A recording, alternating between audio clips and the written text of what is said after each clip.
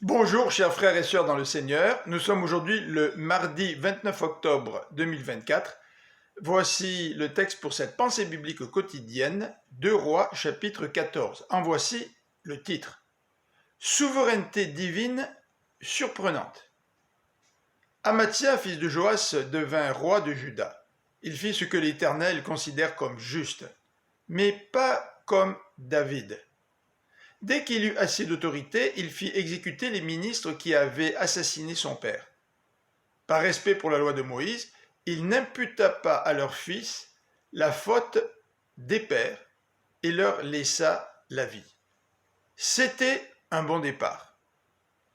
Il eut aussi du succès militaire lorsqu'il remporta la victoire contre 10 000 Édomites.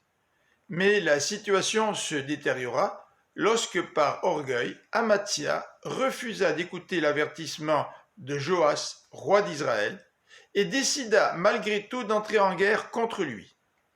Son humiliation fut grande. Joas le fit prisonnier et s'empara de Jérusalem, dont il fit détruire une grande partie de la muraille. Il prit aussi un grand butin et des otages. Des années plus tard, Amathia finit assassiné comme son père. En Israël, Jéroboam II, fils de Joas, monta sur le trône.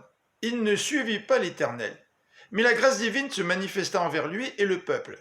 En effet, l'Éternel avait vu l'extrême misère d'Israël et décida de le sauver par Jéroboam. 2 rois. Un contraste. Le premier, Amathia, roi de Juda, était un bon roi, mais tomba dans l'orgueil et en paya le prix. Le deuxième, Jéroboam, roi d'Israël, un idolâtre, a été l'objet de la grâce divine malgré son péché.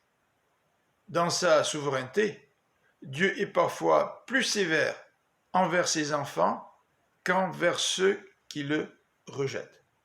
Je vous souhaite une bonne fin de journée, que le Seigneur vous bénisse. À demain.